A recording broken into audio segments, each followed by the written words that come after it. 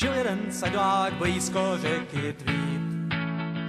Harfa má, tak něžně zní. A měl dvě dcery, hezčí nemohl mít. No. Jednou ta mladší říká sestře svý.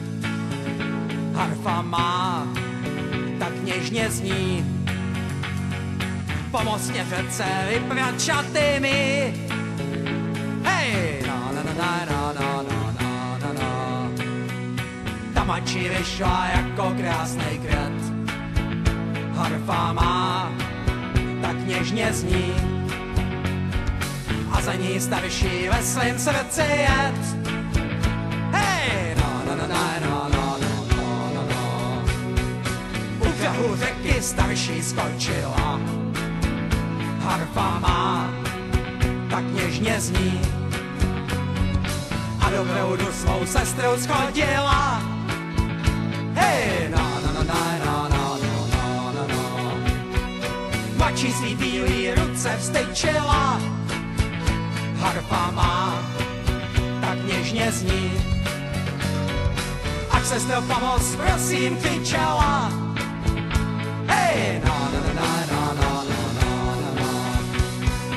Když já tě nechám řece utopit.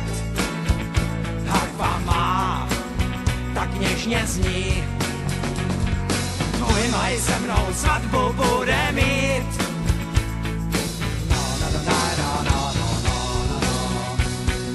Dva pastýři na břehu seděli. Harfa má, tak něžně zní. A mrtvou dívku připlout viděli.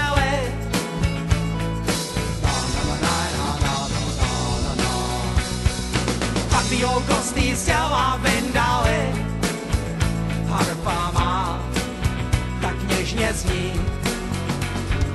A krásnou harfu z ní vyráběli.